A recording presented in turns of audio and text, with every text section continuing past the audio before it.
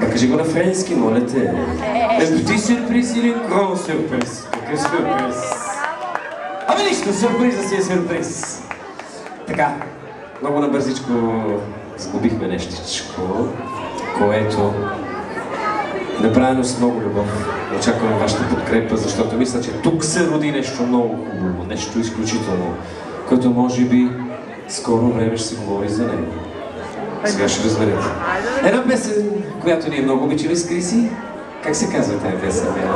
Аз и ти? Не се ли казваше Аз и ти?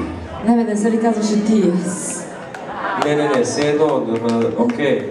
Никога не спадайте в такива ситуации. Просто днес ще титулуваме заедно.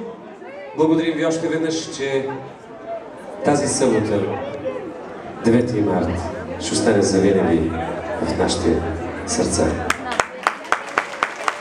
Бихме се радвали, ако нашата следваща среща е скоро. Скоро е относително понятие, но дай Боже да е скоро. Така че чакаме ви и ние сме готови винаги да дойдем, защото тук в Монреал се случват чудеса.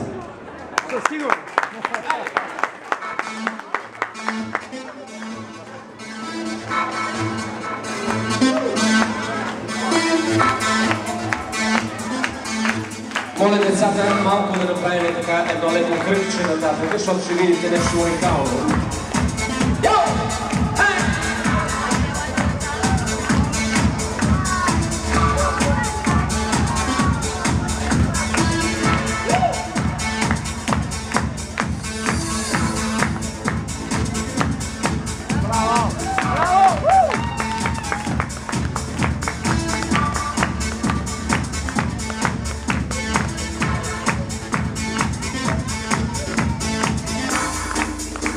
Не зная случайно как, може би на шега сме се случи това. Наивен като папа, влюбих се в тебе, аз както и не разбрах. Също случайно не сложи начало на необятна и страстна любов. Даже и времето беше спряло, що появи се в моя живот.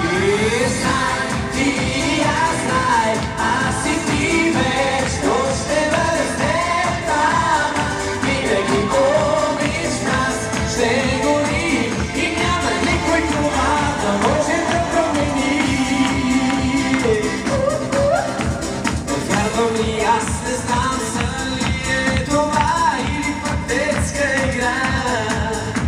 Не искам да бъда сам както някога, ти си моя мечта. Накаране силно в теб да се влюбя, Всичко за мен си в този живот. не искам никога да загубя. Много са сладки, нали?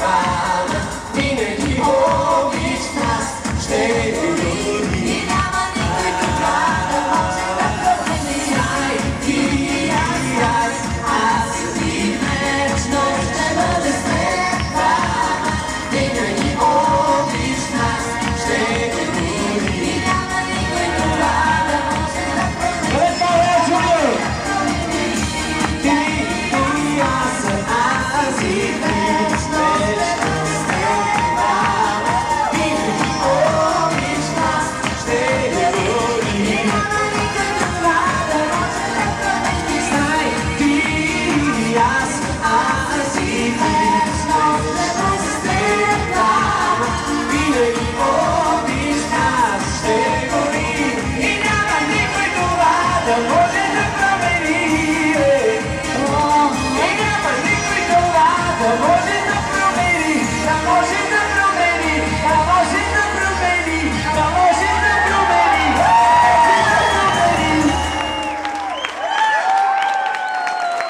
Аплодисменти! Ето това са бижутата на Монреал. Веднага ви ги представям.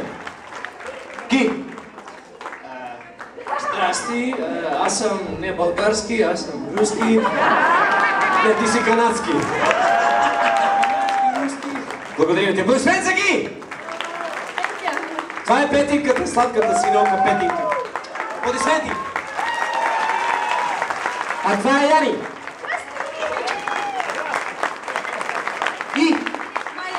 И Майя! Аплодисменти! Ние такъв балет не сме имали до сега, честно. Големи са дури.